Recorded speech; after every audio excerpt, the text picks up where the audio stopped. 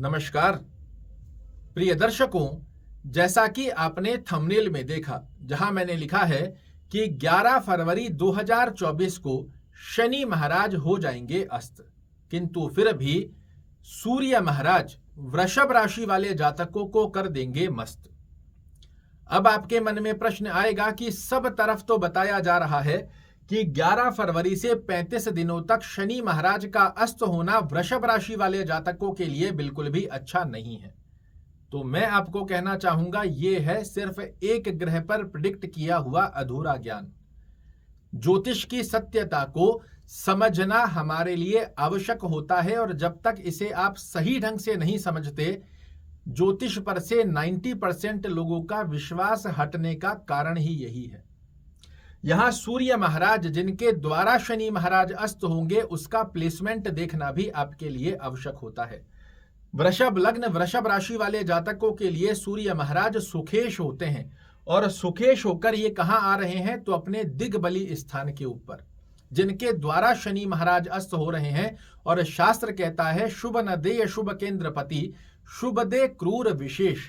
केंद्र के स्वामी होकर केंद्र में आ रहे हैं और अपने दिग्बली स्थान के ऊपर आ रहे हैं। यहां पर शनि महाराज का अस्त होना आपके लिए अच्छा नहीं माना जाएगा। इसकी स्थिति का योग एक बार में ठीक है, किंतु आपके जीवन में 35 दिन दुनिया ही रुक जाएगी। आपका कर्म में ध्यान ही नहीं लगेगा, भाग्य आपका साथ ही नहीं देगा, ऐसा बिल्कुल भी नहीं है। और हाँ, उन लोगों के लिए और अच्छा होने जा रहा है जो वृषभ राशि वृषभ लग्न के जातक हैं, किंतु शनि महाराज उनकी कुंडली में लग्न से 6वें घर में, 8वें घर में, 12वें घर में विराजित हैं। उनके लिए ये स्थिति और अच्छी बनने जा रही है, क्योंकि जब भी लग्ने शनि महाराज 6वें, 8वें, 12वें घर में बैठ जाते हैं तो ये आपका पैर पकड़ने की स्थिति बनाते हैं। तो जिनका पैर पकड़कर खड़े थे, उनको अस्त होने के पश्चात में रिलीफ मिलेगा ही मिलेगा। और जिनकी कुंडली में अच्छे भाव में बने हुए हैं, उनके लिए भी किसी प्रकार का नकारात्मक दृष्टिकोण इसे नहीं माना जाएगा, क्योंकि ऊर्जा और आत्मा के कारक सूर्य महाराज आपके कर्म भाव में आ रहे हैं।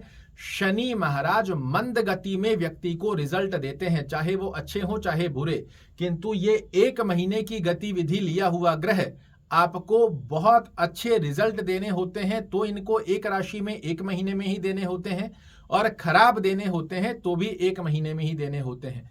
तो शनि से ज्यादा बलवान कारक योग यहाँ पर सूर्य महाराज का रहेगा, और इसमें किसी प्रकार का कोई संकोच आप अपने मन में मत रखिए, क्योंकि एक महानुभाव ने मेरे साथ एक वीडियो साझा किया है यूट्यूब का ही, जो कह रहे हैं कि वृषभ राशि वाले जातकों के कर्म क्षेत्र में एकदम से ताले से लग जाएंगे।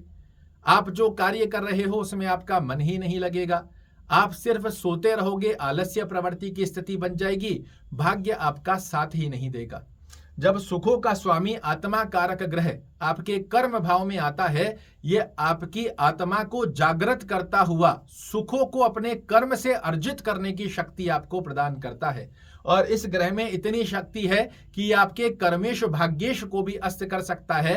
तो आपके जीवन में क्या बड़े परिवर्तन ला सकता है, इसका अनुमान आप लगा कर देखिए।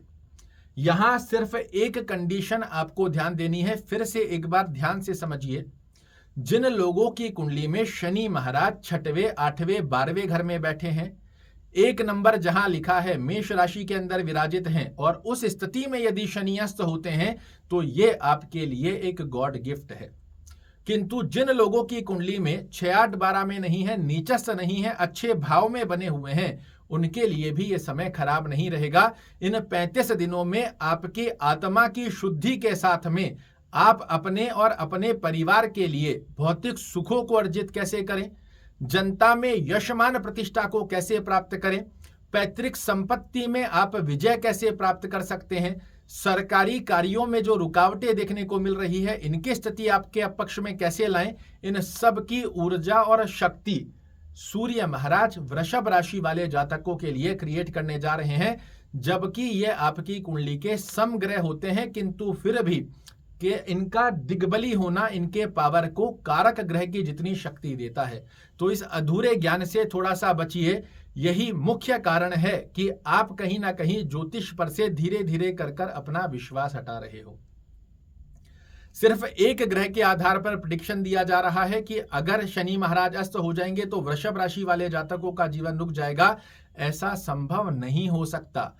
हर ग्रह का एक कारण, एक निवारण जरूर होता है, और जो ग्रह इनको अस्त कर रहा है वो इनसे ज्यादा बलशाली स्थिति रखता है पूरे 1 महीने के लिए। तो ये 35 दिन भी आपके लिए बहुत अच्छी स्थिति बन रही है। एकाग्रचित्त होकर अपने लक्ष्य को साधने की तैयारी करो। अपने कर्म क्षेत्र, अपनी योग्यता की दक्षता के दम पर यहां सूर्य महाराज भौतिक सुखों में वृद्धि करने का आशीर्वाद इन 35 दिनों में आपको ना दे तो मुझे कहिएगा क्या करना चाहिए ताकि शनि महाराज का आशीर्वाद भी हमें प्राप्त हो और सूर्य महाराज हमें कर्म क्षेत्र में शक्ति देकर बहुत बड़ा लाभ दे पाए।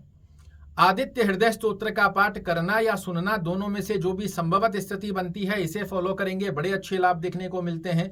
ओम घृणी सूर्याय नमः का जाप करना आपके भौतिक सुखों की स्थिति में वृद्धि करेगा, और शनि का जाप, शनि चालीसा का पाठ करने की गतिविधि आपके कार्यों में रुकावटें नहीं, एक ठहराव देकर नई ऊर्जा का सृजन सूर्य महाराज के माध्यम से करने जा रही है। और इस आशीर्वाद को आपने समझ लिया तो यही वो 35 दिन है जो आपके कर्म क्षेत्र में आपका परचम फहराने की नींव को स्तंभित करते हैं।